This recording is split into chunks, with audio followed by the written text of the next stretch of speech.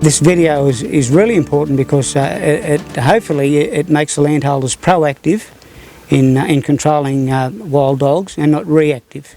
Yeah, you need to get out there and monitor your country, particularly around those scrub belts that I've already mentioned, because there are wild dogs in there. And all these big scrub belts around the place, so they're in there and they will be coming out. So you need to be proactive and get in there and have a good look around. And if you've got a wild dog, you just get onto the local land services and get the professional advice off them, because they will help you out. We've just come along this fire trail here. I've run my dog along it. My dog's telling me now that there's a wild dog working this area, and it's just scenting over here.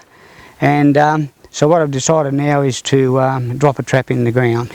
We've got the option of both sides of the trail here.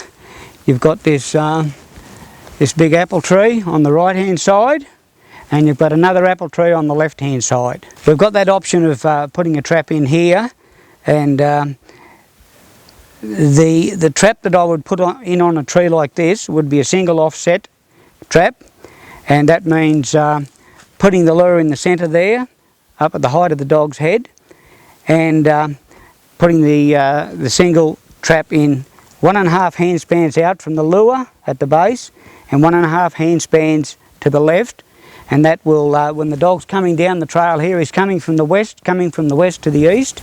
He'll come down here, and if the wind's in the right direction, blowing from the south, he'll come in here and he'll come in on an angle like that, and what he'll do is he'll sniff the lure, and he'll drop his front left foot out 1.5 hand spans out, 1.5 hand spans forward, and that way when he's marking his territory there, or marking over my dog, his foot should be directly on the plate.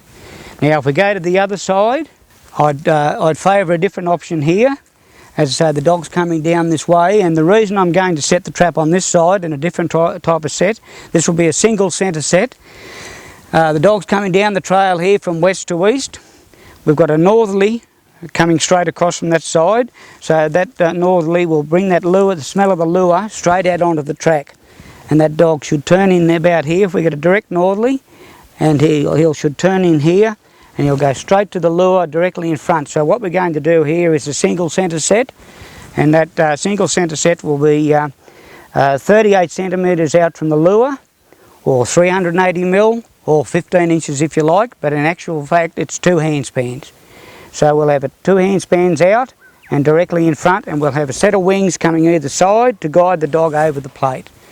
So I'll go and get a trap. I'll show you a couple of different types of traps I use, but in this particular occasion I'll use a Lane soft jaw. So the trap that I've elected to use here is a Lane soft jaw trap, quite an old style of trap, a little bit slower than the other 2 traps I've got here, but it's certainly quick enough to catch a dog. So that's the one we'll be using today. This particular trap here, that's a Bridger number 5, excellent trap, and it's a very fast trap, and it's good for in tight positions where there's a root system either side of where I want to set and I can't get the lanes in. I'll put the Bridger number 5 in. This one here is a Jake trap.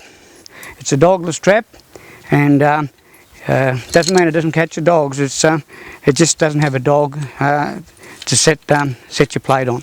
So anyway, that's another very good trap. A little bit smaller than the Bridger 5, but still a real good trap, and it's excellent for when you're in a really tight spot around the base of a tree or a shrub.